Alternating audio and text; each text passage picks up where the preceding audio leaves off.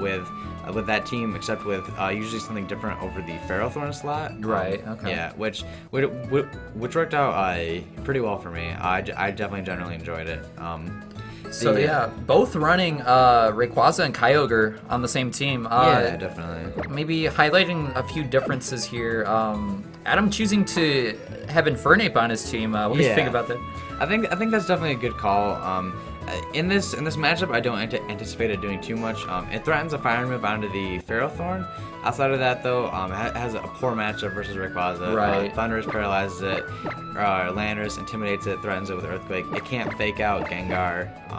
Kyogre does not want to play against Kyogre. Oh yeah, for sure. The big thing here, the big thing in the general Kyogre mirror is whether either Kyogre has Thunder. That is a very, very important part of it.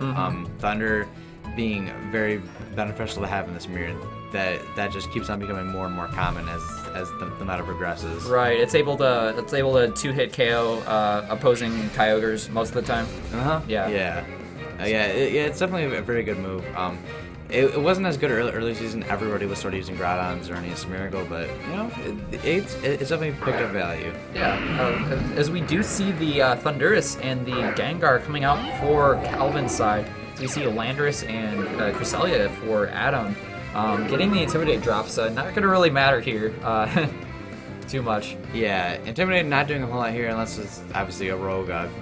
Rogue physical. Which we've seen a fair amount of. Gengar here is in a pretty good position. The only thing Landorus threatens it with is a Rock Slide generally. Yeah. It can go for a Taunt onto the Cresselia, things like that. It does. Landorus opts to actually protect this turn. Icy Wind coming out onto the Cresselia there, gonna lower its speed a little bit. As we see Thundurus going for Thunderbolt into that Cresselia, just trying to get a little bit of damage off. We do see Trick Room come out for Adam here, trying to set up some speed control options to slow down that Gengar Thundurus combo. Yeah, definitely. Pretty interesting turn one there. Gengar not going for the taunt was interesting. I probably didn't expect him to Trick Room when he's next to a Landorus. Right. The Landorus generally opts to go Jolly in this meta because it does have the fortunate 91 base speed, which is 1 point faster than most of the legendaries. Pokemon. Yeah. I don't know what the Trick Room really accomplishes though. Like he gets the speed advantage with the Cresselia, a possible speed advantage with the Landorus. He's still very threatened by a Icy Wind too. Right. Well, we do see Calvin respond to the Trick Room by bringing in that Ferrothorn. Helping Hand gonna help out Landorus here into a Rock Slide. Ferrothorn avoiding here. Gonna be able to pick up a lot of damage onto that Gengar though, bringing it down to about half HP. Icy Wind still able to connect with the Landorus this time. Able to survive, but takes a hefty chunk from that. Yeah, barely. Yeah. Going for the Icy Wind under Trick Room, obviously not usually your best play. But as you see here, Cresselia doesn't really care. Cresselia is going to be very slow either way. It already took one Icy Wind. Doesn't really matter if Cress is going first. The Lander is taking the Icy Wind. It's a fair trade because the Ferrothorn is probably still slower, and the Landers took an awful lot of damage on that turn. So yeah, definitely being threatened by that Ferrothorn there, possible Gyro Ball. Gengar does switch out into the Thundurus again. I'm gonna try to maybe get some more damage off. Protect coming from that Landorus there. Leech Seed going onto the Cresselia, possibly predicting that Protect onto the Landorus there. Ice Beam coming out from Cresselia, going into the Thundurus switch in. Gonna pick up a decent amount of damage there. So. Yeah, good turn there on Calvin's end. Getting that Leech Seed is gonna make sure Ferrothorn stays around here for a long time. Thunder's getting in there for relatively free. It takes a good 30%, but it's still in a decent position. Can taunt the Cresselia from going for further Trick Rooms. Right. Threatens a fair chunk of damage with Thunderbolt as well. It's a pretty neutral position here, but but a lot of it. But the Landers here, Helping Hand Rock Slide would likely KO the Thundurus. Oh yeah, for sure. Yeah. It's definitely threatening in this situation.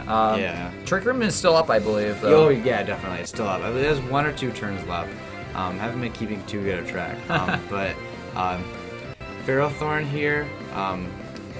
Gyro Ball threatens a KO onto the Landers, and to see him actually switch out the Kangaskhan in the spot. Into Kangaskhan there, yeah.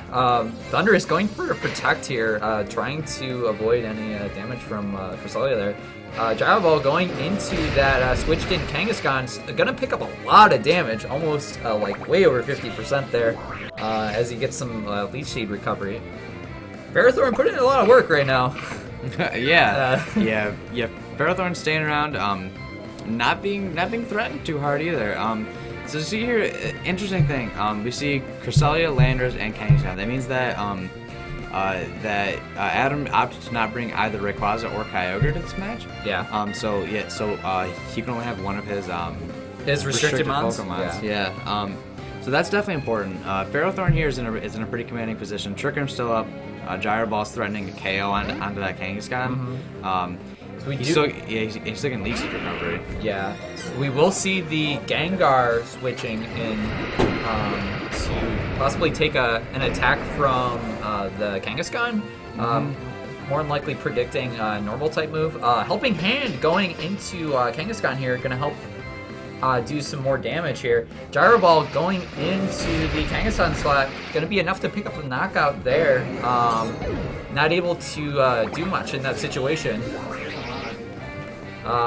Leech Seed going to do some damage and get some recovery back for it.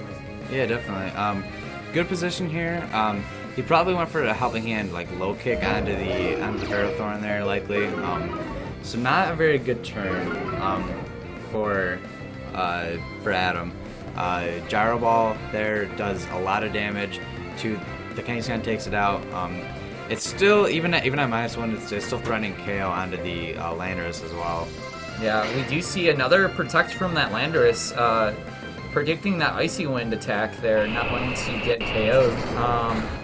Cresselia is going to take some damage there. Yeah, good turn there. Trying to get a KO onto the Gengar. Does not get it though. Power Whip going into the Cresselia slot. Going to do a little bit of damage. Once again, we see that Leech Seed really taking away. Yeah, it's just slowly whittling away that Cresselia's health. Yeah. This is still not a very good position here for Adam. Ferrothorn isn't feeling threatened, hasn't taken any damage yet, and he still has 4 Pokemon. We've seen Thundurus and Gengar, meaning that he also cannot have both Rayquaza and Kyogre. Right. So we see Icy Wind finally able to connect with that Landorus there, and taking a little bit of speed off that Cresselia. Yeah. We might even see Ferrothorn outspeed Cresselia here? No, not quite. No, Ice Beam coming into the Gengar, going to finish that off, and more than likely either Leech Seed damage or a Gyro Ball here is going to be able to take out the Cresselia. Hopefully, yeah. After all those speed drops, probably was actually pretty close to not KOing there, even at just like 13 HP or whatever. Yeah. Either way. Yeah. Either way, picks up the KO. Thundurus comes in here, able to paralyze a possible Rayquaza or Thunderbolt a Kyogre. Yeah, as we do see, it is Kyogre coming in for Adam's side. Is he going to be able to get off an Origin Pulse, you think? I mean, he's going to be able to get off something here. I just don't think he's going to be able to KO the Ferrothorn fast enough. He has to miss an awful lot of Power Whips for Calvin to lose the game.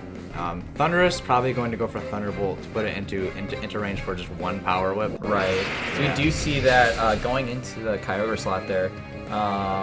Actually opts to Ice Beam the Thundurus slot, picking up the KO there.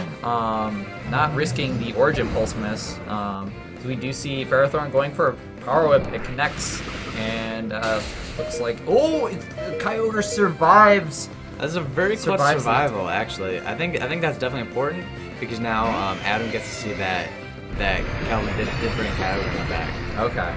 So maybe we'll get to see have some information gained from this. Yeah, as far as speed goes. Yeah, as far as now, assuming that that Calvin's Kyogre doesn't protect here or something like that, Calvin could try to play protect games here to try and not reveal speed tiers, but he does reveal that his Kyogre is faster. Or won the speed tie. At least. Yeah, or won the speed tie. You never know. You never know anymore. Yeah, all these primals are always speed tying everywhere nowadays.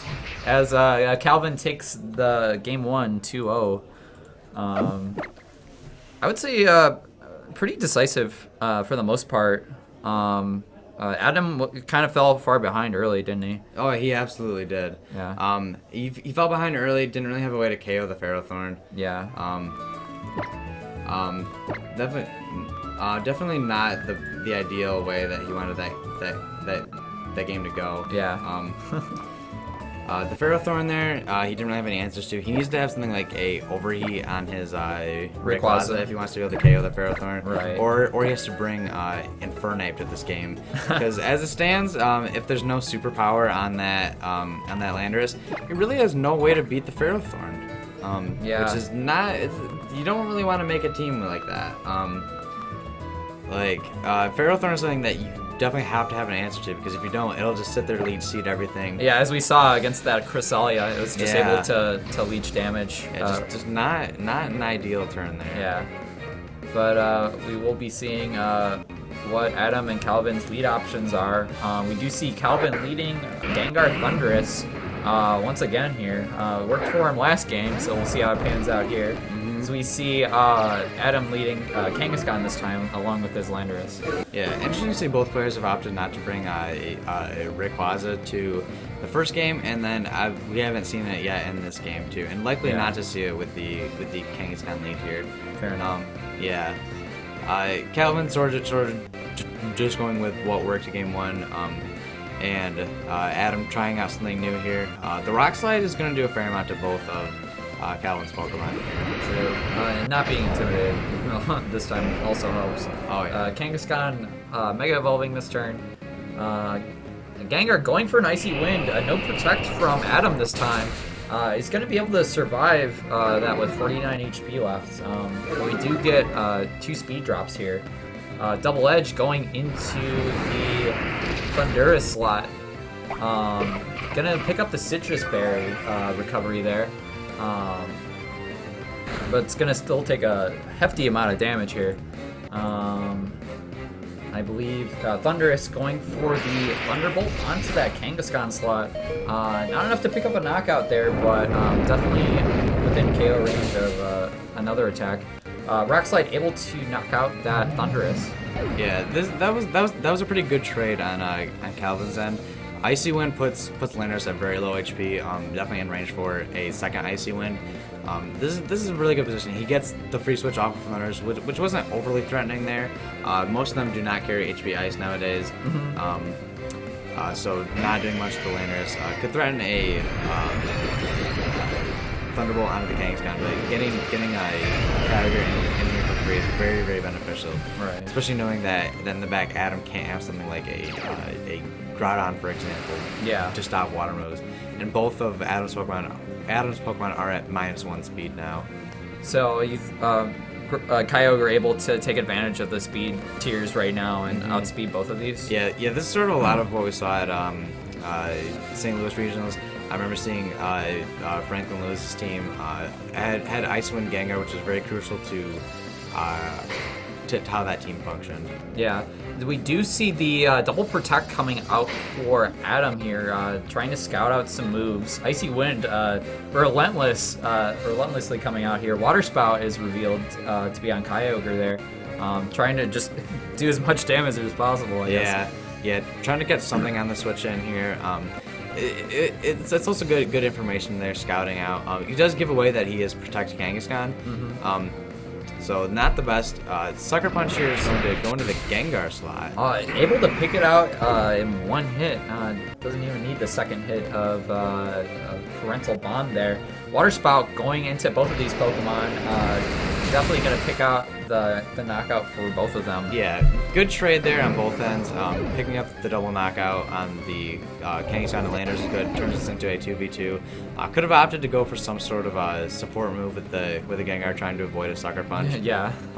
Could have kept it around for the end game. But the Ferrothorn coming in for Calvin's side, definitely one Pokemon Adam has had some trouble with. Yeah, he's definitely had trouble beating it. We see here he did make the adjustment to bring in Infernape though.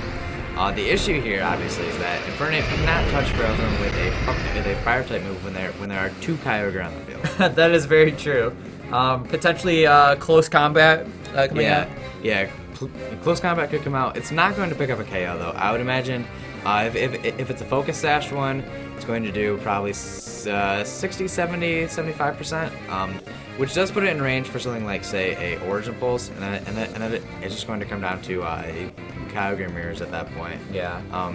So bringing Infernape here for the end game is definitely important. Yeah. It's definitely going to be beneficial.